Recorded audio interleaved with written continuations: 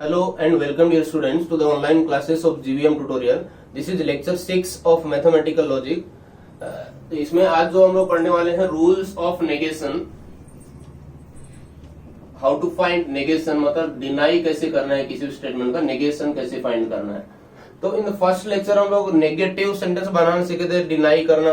तो simple statement का तो नेगेशन हमें सबको आता है। फॉर एग्जाम्पल यहाँ पे हम लोग कुछ लिखें, कोई statement, he is not toll या ही इज टॉल लिख लेते हैं, तो इसका नेगेशन क्या हो जाएगा? सिंपल सेंटेंस है इसका, तो he is not toll, he is not toll, तो इसका नेगेशन हो गया। और कोई सपोज सिंपल सेंटेंस लिखो मैं, F of 0 is equal to 2, तो इसका नेगेशन क्या होगा? F of 0 is not equal to 2। मैंने लिखा 2 प्लस 3 इज इक्वल टू 5 या नॉट इक्वल टू 5, तो what is the negation? 2 plus 3 equals to 5, 2 plus 3 equals to 5। तो सिंपल स्टेटमेंट का नेगेशन हमें पता है। क्वेश्चन में नॉट नहीं है तो उसमें नॉट लगा दो, और है तो उसमें से हटा दो। जैसे यहाँ पे नॉट था उसमें से हटा दिया, सिंपल स्टेटमेंट का नेगेशन होना, डिनाई कर दिया। लेकिन सिंपल स्टेटमेंट में कुछ लॉ, कुछ एक स्पेसिफिक वर्ड है वो और याद रखना है। सपोज सिंपल स्टेटमेंट में ऑल वर्ड आ गया या तो एवरी वर्ड आ गया, सिंपल स्टेटमेंट की बात कर रहे हैं, ऑल या एवरी, उसको हमें रिप्लेस करना है सम से। और नेगेटिव तो फाइंड करना है, वर्ड भी आपको रिप्लेस करना है, ऑल और एवरी को रिप्लेस करना है किसे? सम से, एंड वाइस वर्सा। सम की जगह पे ऑल या तो एवरी में से कोई एक वर्ड यूज करना और नोट भी लगाना है। सिंपल स्टेटमेंट के बारे में बात कर रहे हैं हम लोग। उसके बाद कुछ क्वांटिफायर, जैसे अभी क्या हमने एग्जिस्टेंशियल क्वांटिफायर की जगह पे यूनिवर्सल क्वांटिफायर आ जाएगा और इसकी जगह पे आ जाएगा दोनों। ये इसके लिए रूल्स हो गया, सिंपल स्टेटमेंट के लिए करना। एग्जिस्टेंशियल की जगह quantifier statement, universal, and universal की जगह पे एग्जिस्टेंशियल। इक्वल टू की जगह पे not equal to, and not equal to की जगह पे इक्वल टू आ जाएगा। लेस देन की जगह पे लेस देन को कट कर दो, या तो ग्रेटर देन और इक्वल टू लिख सकते हो। लेस देन नहीं है मतलब या तो ग्रेटर देन है या तो इक्वल टू है।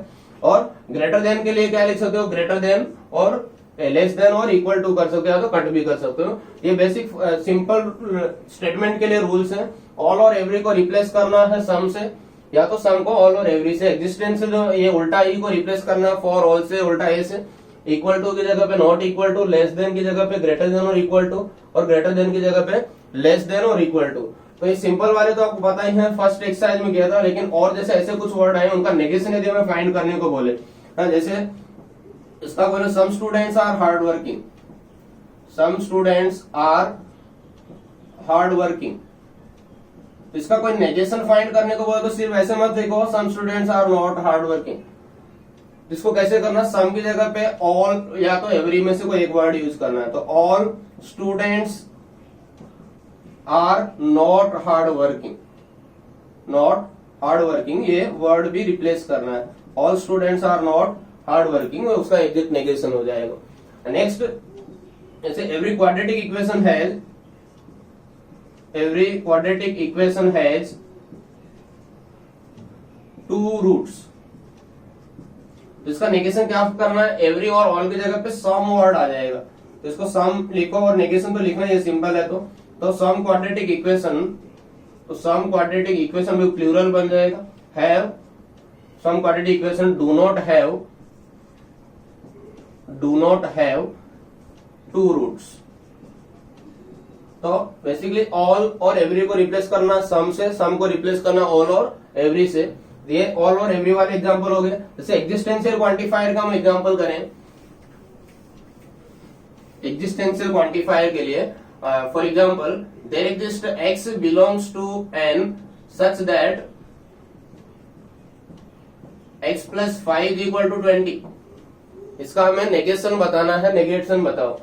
तो रूल क्या है नेगेशन का कि ये जो सिंबल है फॉर ऑल, उसकी जगह पे एग्जिस्ट देयर एटलीस्ट वन की जगह पे फॉर ऑल आ जाएगा, और बाकी as it is x belongs to n।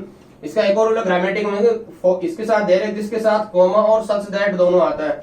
लेकिन फॉर ऑल का जो लिखने का जो तरीका है उसके साथ सिर्फ कॉमा आता है, सच दैट हट जाता है। ये ग्रामेटिकल मिस्टेक होगा यदि नहीं करोगे तो।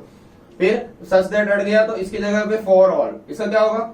x प्लस 5 इक्वल टू था, उसकी जगह पे नॉट इक्वल टू, ये उसका नेगेशन होगा। फिर से देखो, इसका या तो और सिंपल लिख सकते हो, ऐसा लिख सकते हो जैसे for x belongs to a such that, तो इसको क्या करना? For all x belongs to a comma, बस सच दैट हट जाएगा। ये इसका उल्टा, ये इसका उल्टा, दोनों याद रखो। इसको इसमें लिखना तो इसके there exist x belongs to a comma के साथ सच दैट भी आएगा, और फ्रेज नहीं तो ग्रामेटिकल मिस्टेक होगा। बाकी आगे का जो जैसा नेगेशन है वैसे फाइंड करना है। जैसे और एग्जांपल करें हमने फॉर ऑल वाला, for all x belongs to n x square is greater than और इक्वल टू 0 या ग्रेटर देन 0, तो इसका क्या होगा, नेगेशन क्या होगा, नेगेशन बनाओ तो there exist x belongs to n such that आएगा, सच दैट ग्रेटर देन का क्या हो जाएगा, x square is less than और इक्वल टू 0, या तो कट भी कर सकते हो, उसका नेगेशन हो गया। तो ये तो रूल्स हमने किया, rules of negation simple statement के लिए किया। एकदम बेसिक सिंपल स्टेटमेंट को सिर्फ नोट लगा दो हटा दो वही हो गया, या ऐसे कुछ स्टेटमेंट आते हैं तो उनके लिए ये रूल्स अप्लाई करके करना है। अब जो सबसे इंपॉर्टेंट है रूल्स ऑफ जो नेगेशन है, कंपाउंड स्टेटमेंट आ गया तो फिर कैसे करें। कंपाउंड स्टेटमेंट मतलब एंड और से यदि कोई स्टेटमेंट कनेक्ट हो जाते हैं तो उनको कैसे करें, तो उसके लिए हमने ऑलरेडी जो लॉ लिखा था 10 लॉ, उसमें क्या था, D Morgan's law. De Morgan's law क्या किया था, what is D Morgan's law. De Morgan's law में कि एंड का यदि मुझे कोई नेगेशन पूछ दे तो मैं दोनों का नेगेशन लिखूंगा और एंड का और हो जाएगा, वही वो नेगेशन हो गया। तो इसको डी मॉर्गन्स लॉ बोलते हैं, तो नेगेशन ऑफ कंजक्शन भी बोलते हैं, बिकॉज एंड, तो इसको दूसरा नेम क्या है, negation of conjunction. This is also known as negation of conjunction, De Morgan's law. De Morgan's law में ही सेकंड है, यदि और रहेगा तो क्या करेंगे, और का नेगेशन करना है तो भी वैसे सेम, दोनों का सिंपल नेगेशन देना है और का एंड हो जाएगा। इसको बोलते हैं नेगेशन ऑफ डिसजंक्शन, क्योंकि और का मैथमेटिकल नेम क्या है, डिसजंक्शन उसका मैथमेटिकल नेम है, तो नेगेशन ऑफ डिसजंक्शन उसका रूल हो जाएगा।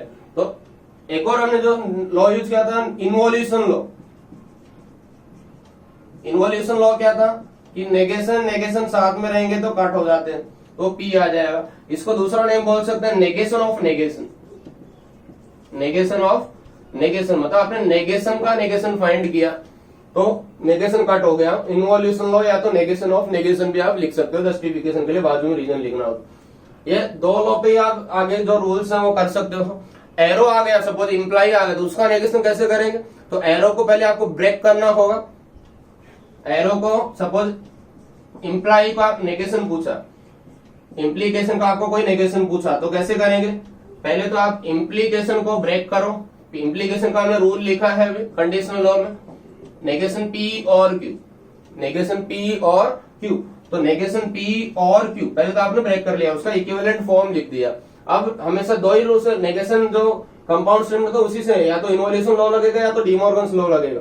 क्या इन पहले नेगेशन बाहर क्या है, अंदर कौन सा साइन है, और, तो डी मॉर्गन्स लॉ लगा दो। नेगेशन नेगेशन कट जाएगा तो पी, और का क्या हो जाएगा एंड, और नेगेशन क्यू, ये पी इंप्लाइज क्यू का नेगेशन हो गया, पी एंड नेगेशन क्यू। तो इसके बेस पे कुछ एग्जांपल्स करते हैं। डी मॉर्गन्स कब करना है, कंपाउंड स्टेटमेंट का नेगेशन आया तो। कंपाउंड स्टेटमेंट का नेगेशन जैसे कुछ वर्बल फॉर्म में, पहले थोड़ा एक्सप्लेन करता हूं मैं आपको। वर्बल फॉर्म मतलब स्टेटमेंट वाले फॉर्म, जैसे नेगेशन करना हो हमें, 2 is an even number and 2 + 5 = 7। Write down the negation of this statement. तो ये सिंपल स्टेटमेंट नहीं है, किसी नोट लगा दिए, यहाँ पे कंपाउंड स्टेटमेंट है बिकॉज ऑफ एंड।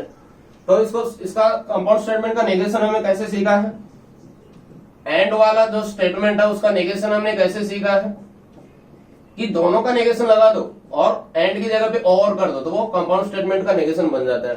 तो क्या होगा, 2 इज, दोनों का नेगेशन, इसका भी नेगेशन लिखना है, उसका भी है, और आ जाएगा 2 is not an even number, and की जगह पे और, या 2 + 5 = 7, ये उसका नेगेशन हो गया। तो कंपाउंड स्टेटमेंट में एंड का और आ जाएगा और दोनों स्टेटमेंट के साथ भी नेगेशन लग जाएगा, वो कंपाउंड स्टेटमेंट का नेगेशन हो गया। उल्टा होता, और होता तो वहां पे और की जगह पे एंड और दोनों का नेगेशन लग जाता। एरो वाला कोई क्वेश्चन हो, सपोज एरो वाला कोई क्वेश्चन हो, if you work hard then you will pass, तो पहले तो आपको इसका इक्विवेलेंट फॉर्म लिखना है। इसका इक्विवेलेंट फॉर्म क्या था, पहले का negation, you do not work hard और यू विल पास। अभी आंसर नहीं लिखा हमने, उसी का इक्विवेलेंट फॉर्म लिखा। क्या था? P इंप्लाइज Q का इक्विवेलेंट फॉर्म नेगेशन P और Q। पहले का नेगेशन इफ देन हट जाएगा और Q। अब इसका नेगेशन लिखना है हमें। अब इसका नेगेशन कैसे लिखेंगे? कैसे लिखेंगे इसका नेगेशन? नेगेशन नेगेशन कट जाएगा और का क्या होगा? एंड। तो P एंड नेगेशन Q, ऐसा लॉ भी याद रख सकते हो आप, P and negation Q, P implies Q का नेगेशन होता है। तो इसका आंसर क्या होगा फिर? P एंड नेगेशन Q, मतलब पहला स्टेटमेंट एज इट इज, पहला स्टेटमेंट एज इट इज रहेगा। इसका नेगेशन करना है तो इसका नेगेशन करना भी और वाले का। तो यू अभी डू नॉट हट जाएगा यहाँ पे, यू वर्क हार्ड, और का क्या हो जाएगा? And you will pass, you will not pass हो जाएगा। P and negation Q, first statement as it is and दूसरे का नेगेशन। तो ये सिंपल वर्बल वाले के लिए हो गया। तो इनको थोड़ा और अच्छे से एकदम रूल्स लिखा है। सपोज इंप्लाई वाला आपको ब्रेक करके नहीं आ रहा तो डायरेक्ट लॉ याद रखना है, तो उसके लिए भी आप लर्न कर सकते हो। तो कंपाउंड स्टेटमेंट के नेगेशन में पहला रूल्स है डिसजंक्शन कंजक्शन के लिए, negation of P and Q, negation of conjunction, negation of conjunction, negation P और negation Q। Second, negation of P और Q के लिए negation of P and negation of Q, इसको नेगेशन ऑफ डिसजंक्शन भी बोलते हैं। एंड दोनों को साथ में डी मॉर्गन्स लॉ बोल सकते हो, डी मॉर्गन्स लॉ। इंप्लाइज के लिए P इंप्लाइज Q के लिए आप रूल्स या तो ब्रेक करके याद रखो, या तो याद रखना तो P and negation of Q direct याद रख सकते हो। इसका P इंप्लाइज Q का नेगेशन, P इंप्लाइज Q का negation, P and negation of Q, या तो ब्रेक करके फिर निकालो। P डबल इंप्लाइज Q को ब्रेक फॉर्म करके करो, या तो डायरेक्ट याद रखना है तो क्या करना है? P and negation of Q और Q and negation of P, ये उनका नेगेशन हो गया P डबल इंप्लाइज Q का। फिफ्थ आपको पता ही है इन्वोल्यूशन का, इन्वोल्यूशन होगा तो नेगेशन ऑफ नेगेशन रहेगा तो कट हो जाता है। तो थर्ड और फोर्थ यदि आपको याद नहीं हो तो उनको ब्रेक करो, उसका जो इक्विवेलेंट फॉर्म है कंडीशनल फॉर्म में, फिर उसका नेगेशन लगा दो डी मॉर्गन्स लॉ से, तो याद रख सकते हो। तो बेसिकली याद आपको दो ही रखना है, एंड का और हो जाएगा, और का एंड हो जाएगा, दोनों के साथ नेगेशन लग जाएगा।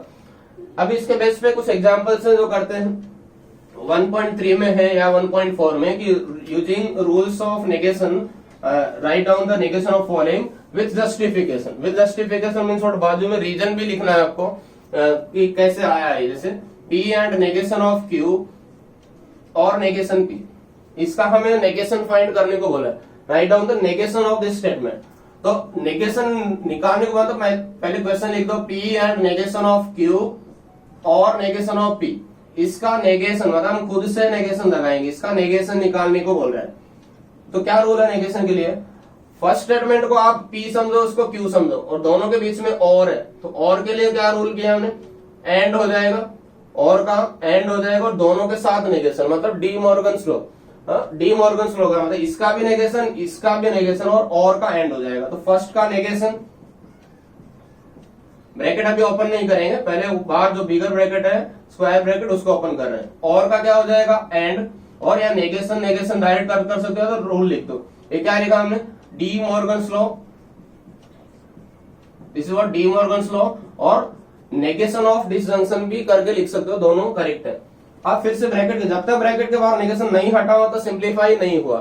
तो यहाँ ब्रैकेट के बाद फिर से नेगेशन है, तो और एंड है यहाँ पे डी मॉर्गन्स लॉ, तो इसका नेगेशन और एंड का क्या हो जाएगा? और नेगेशन नेगेशन कट हो जाएगा, तो ये इसका नेगेशन हो गया, एंड का और दोनों के साथ negation using D Morgan's law. ये तो एज इट इज है। यहाँ पे नेगेशन नेगेशन कट गया तो P, यहाँ पे लिखो again D Morgan's law and involution law, De Morgan's law and involution law, या एक दो स्टेप एक्स्ट्रा एडिशनल भी लिख सकते हो। ये हो गया ऐसे जस्टिफिकेशन के साथ 1 से 2 मार्क्स में आता है, और एमसीक्यूज के लिए भी आता है कि इसका नेगेशन वगैरह करके बताओ। जैसे और एग्जांपल करें प्रैक्टिस इसमें, जैसे P and Q implies P। अब इसका नेगेशन कोई पूछे P and Q implies P, तो या तो आप डायरेक्ट याद रखो जो रूल्स मैंने लिखा है, या किसी को याद नहीं होता है तो ब्रेकिंग फॉर्म उसका जो इक्विवेलेंट फॉर्म है वैसे लर्न करो। तो पहले तो हमें इसका नेगेशन लिखना है, तो खुद से लगाना ही है क्योंकि इसका नेगेशन फाइंड करने को बोल रहा है। कभी भी एरो या डबल एरो आ गया तो उसका इक्विवेलेंट फॉर्म लिख दो पहले। इक्विवेलेंट फॉर्म क्या है इसका? इसका इक्विवेलेंट फॉर्म क्या है? नेगेशन ऑफ Q और P, मींस फर्स्ट का नेगेशन और P, ये P इंप्लाइज Q का इक्विवेलेंट फॉर्म है, रूल है, हमने लिखा है कंडीशनल लॉ में।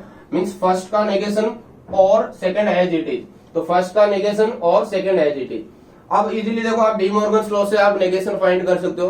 तो एंड के लिए अब ये इसको पूरे को P समझो, एक को P समझो, एक को Q समझो। एंड से कनेक्ट है दोनों स्टेटमेंट, तो एंड का और हो जाएगा और दोनों के साथ नेगेशन, तो दोनों के साथ नेगेशन एंड का और हो गया। इसको इधर लिख सकते हो भाई कंडीशनल लॉ, क्योंकि हमने कंडीशनल लॉ लगाया पहले, conditional law. And here you can write by De Morgan's law, by De Morgan's law. अब ब्रैकेट के बाद अभी तक नेगेशन हटानी है, जब तक नेगेशन नहीं हटा मतलब सिंप्लीफाई नहीं हुआ, तो फिर से ब्रैकेट के अंदर नेगेशन लगा दो। ब्रैकेट के अंदर नेगेशन लगाने को डी मॉर्गन्स लॉ बोलते हैं। नेगेशन नेगेशन तो कट हो गया Q, और का क्या हो जाएगा? And negation of P। And here you can right D Morgan's law and involution law, दोनों साथ में हो गया, तो इसका आंसर हो गया नेगेशन फाइंड करने के लिए। तो आज का टॉपिक हमने किया how to find negation of the simple statement and compound statement. तो कंपाउंड स्टेटमेंट के लिए दो ही याद रखो, सिर्फ De Morgan's law and involution law. Implication वाला कोई स्टेटमेंट आता है तो उसको ब्रेक कर लो कंडीशनल फॉर्म में, और उसके बाद आप उसको D Morgan's law involution law से सॉल्व करो। तो थैंक यू, आज के लिए इतना ही। लास्ट टॉपिक हमारा एक रहेगा स्विचिंग सर्किट, तो नेक्स्ट लेक्चर में करेंगे। Thank you.